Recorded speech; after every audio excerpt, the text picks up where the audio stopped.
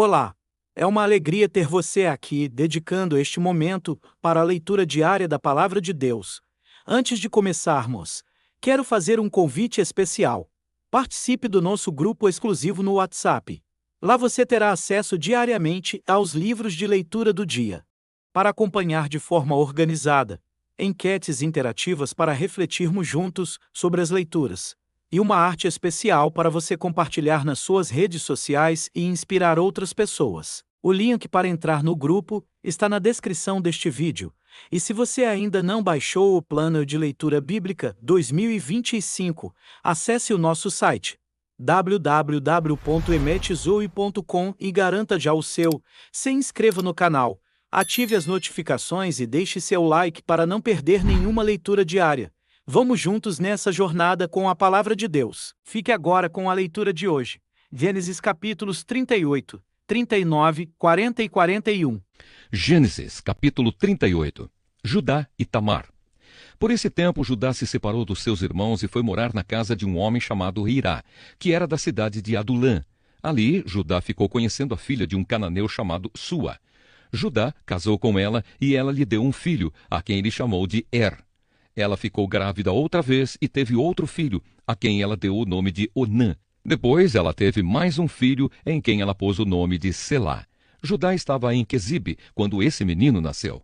Judá casou o seu filho mais velho, com uma mulher chamada Tamar. O Senhor Deus não gostava da vida perversa que levava, e por isso o matou. Então Judá disse a Onã: vá e tenha relações com a viúva do seu irmão. Assim você cumprirá o seu dever de cunhado para que o seu irmão tenha descendentes por meio de você. Ora, Onã sabia que o filho que nascesse não seria considerado como seu. Por isso, cada vez que tinha relações com a viúva do seu irmão, ele deixava que o esperma caísse no chão para que o seu irmão não tivesse descendentes por meio dele. O Senhor ficou desgostoso com o que Onã estava fazendo e o matou também. Então Judá disse a Tamar, a sua nora: volte para a casa do seu pai e continue viúva até que o meu filho Selá fique adulto. Ele disse isso porque tinha medo que Selá fosse morto, como havia acontecido com os seus irmãos. Assim, Tamar foi morar na casa do pai dela. Passado algum tempo, a mulher de Judá morreu. Quando acabou o luto, Judá foi até Timnate, onde estavam cortando a lã das suas ovelhas. E o seu amigo Hirá de Adulã foi com ele.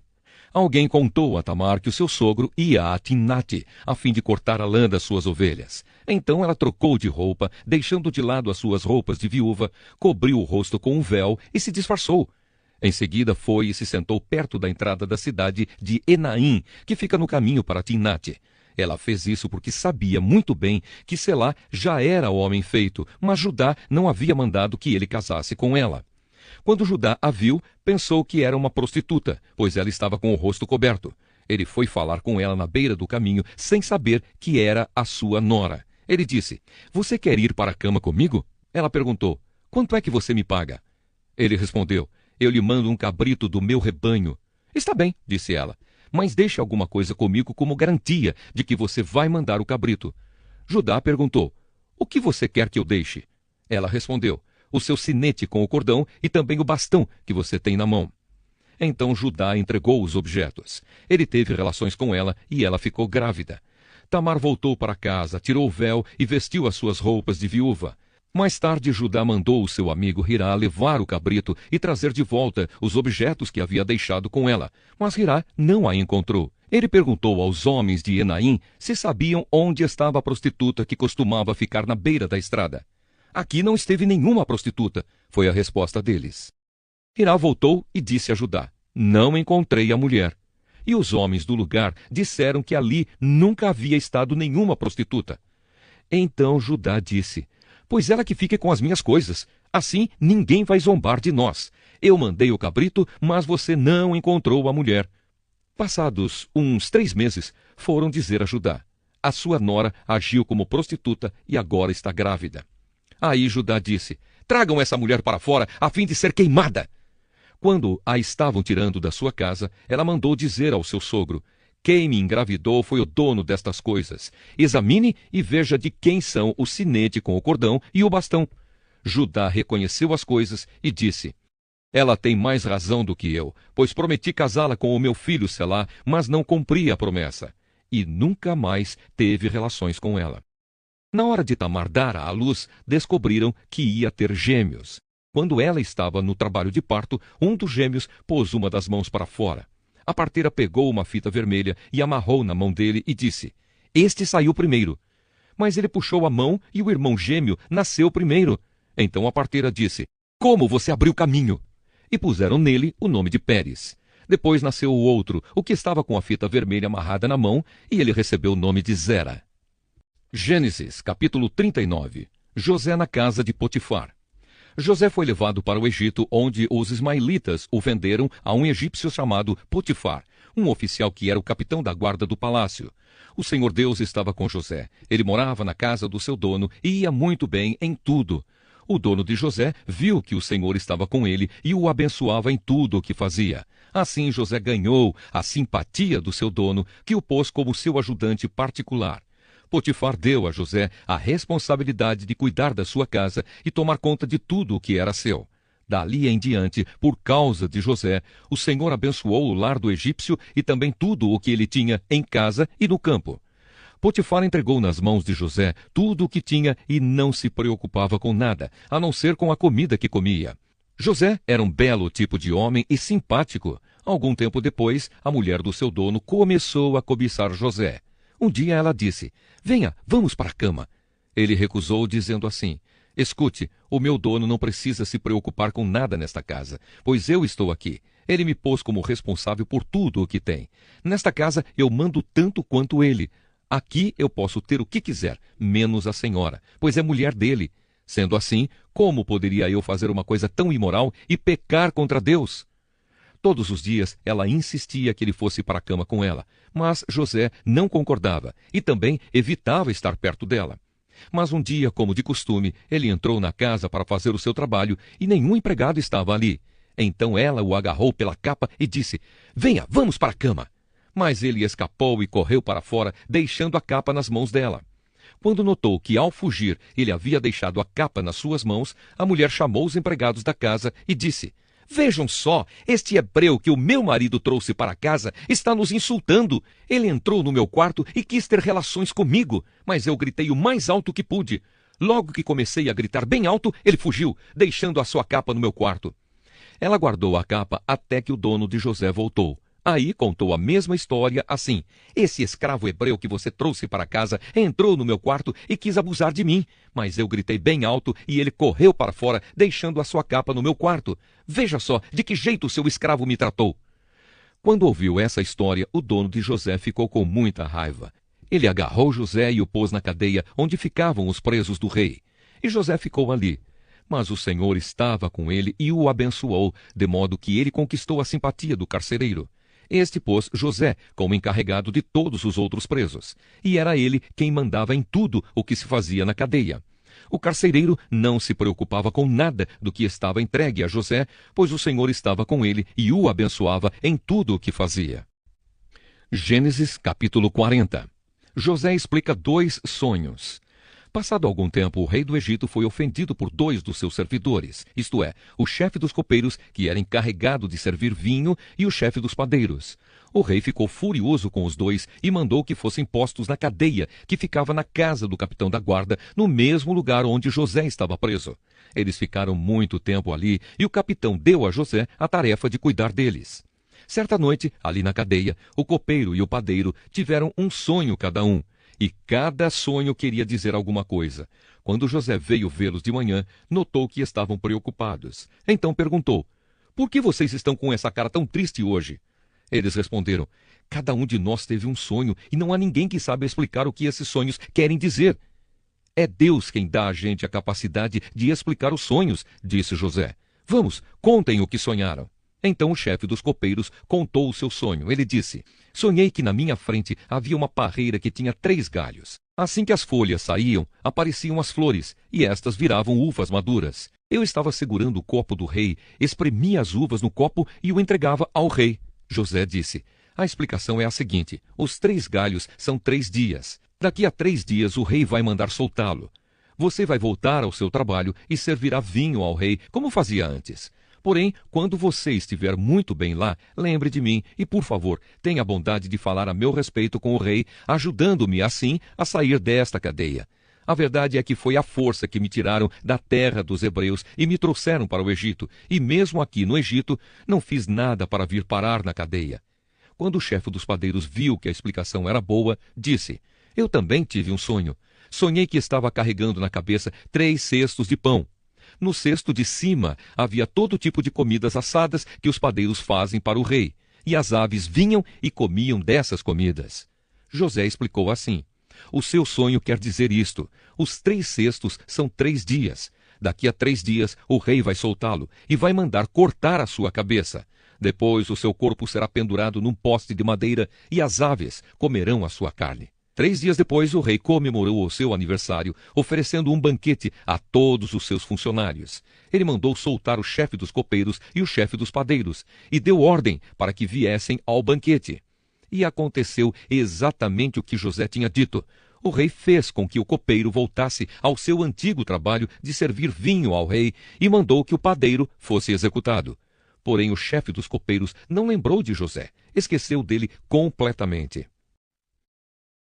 Gênesis capítulo 41. José explica os sonhos do rei. 2 anos se passaram. Um dia, o rei do Egito sonhou que estava de pé na beira do rio Nilo. De repente, saíram do rio 7 vacas bonitas e gordas, que começaram a comer o capim da beira do rio.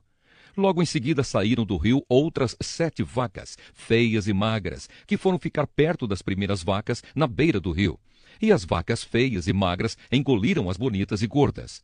Aí o rei acordou, mas tornou a dormir e teve outro sonho. Desta vez ele viu 7 espigas de trigo que saíam de um mesmo pé.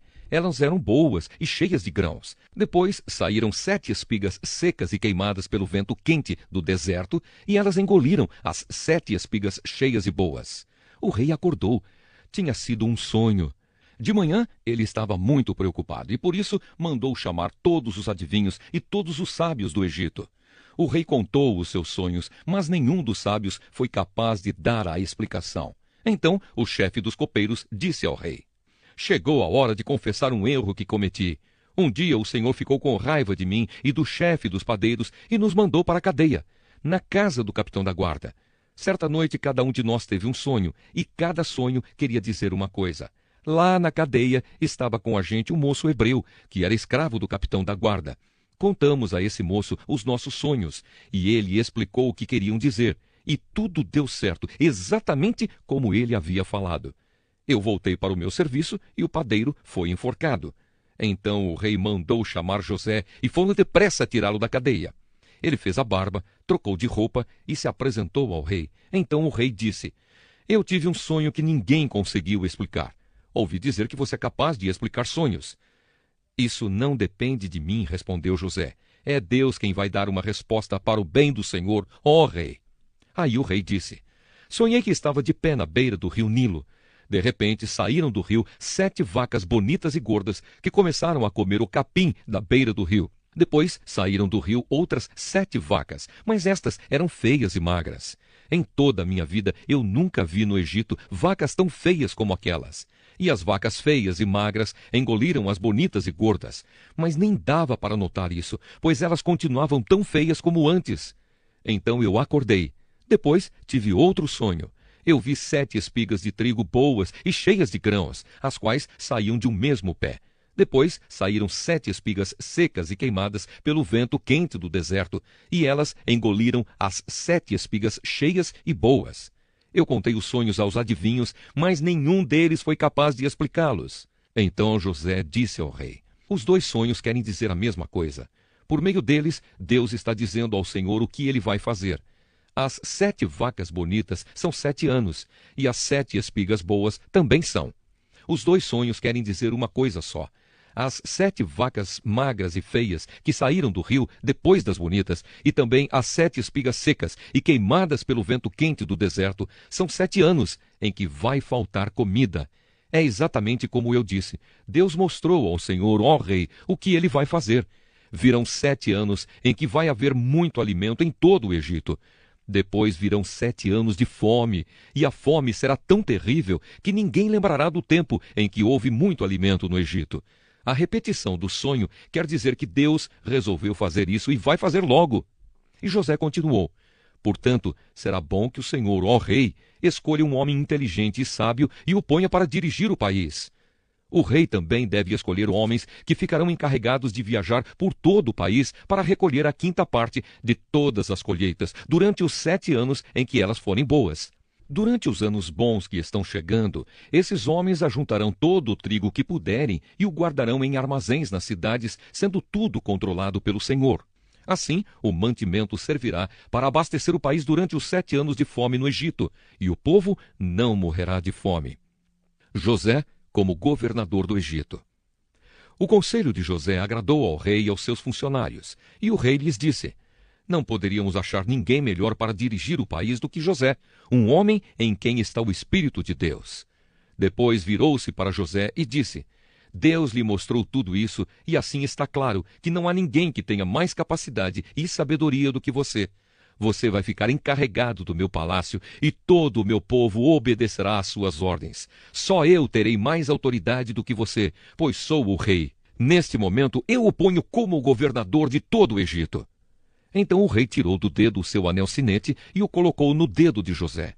Em seguida mandou que o vestissem com roupas de linho fino e pôs uma corrente de ouro no pescoço dele. Depois fez com que José subisse no carro reservado para a maior autoridade do Egito, depois do rei, e mandou que os seus homens fossem na frente dele, gritando: abram caminho! Assim José foi posto como governador de todo o Egito. O rei disse a José: eu sou o rei, mas sem a sua licença ninguém poderá fazer nada em toda a terra do Egito. O rei pôs em José o nome de Zafenate-Paneia e lhe deu como esposa Asenate, filha de Potífera, que era sacerdote da cidade de Heliópolis. José tinha 30 anos quando entrou para o serviço do rei do Egito. Ele saiu da presença do rei e viajou por todo o Egito. Durante os 7 anos de fartura, a terra produziu cereais em grande quantidade. E José ajuntou todos os cereais e os guardou em armazéns nas cidades, ficando em cada cidade os cereais colhidos nos campos vizinhos. José ajuntou tanto mantimento que desistiu de pesar, pois não dava mais. Parecia a areia da praia do mar. Antes de começarem os anos de fome, José teve 2 filhos com a sua mulher Asenate. Pôs no primeiro o nome de Manassés e explicou assim: Deus me fez esquecer todos os meus sofrimentos e toda a família do meu pai. No segundo filho pôs o nome de Efraim e disse: Deus me deu filhos no país onde tenho sofrido. Então acabaram-se os 7 anos de fartura no Egito e, como José tinha dito, começaram os 7 anos de fome. Nos outros países o povo passava fome, mas em todo o Egito havia o que comer. Quando os egípcios começaram a passar fome, foram pedir alimentos ao rei. Ele disse: vão falar com José e façam o que ele disser. Quando a fome aumentou no país inteiro, José abriu todos os armazéns e começou a vender cereais aos egípcios. E de todos os países vinha gente ao Egito para comprar cereais de José, pois no mundo inteiro havia uma grande falta de alimentos. Parabéns por concluir a leitura do dia. Cada passo nessa jornada é um avanço significativo no seu crescimento espiritual. Que tal convidar um amigo ou familiar para embarcar com você nesse desafio de ler a Bíblia inteira este ano? Juntos, essa experiência se torna ainda mais especial e transformadora. Se você ainda não é inscrito no canal, aproveite para se inscrever agora, ativar o sininho para receber as notificações e deixar seu like neste vídeo. Que Deus abençoe sua vida abundantemente. Nos vemos na próxima leitura.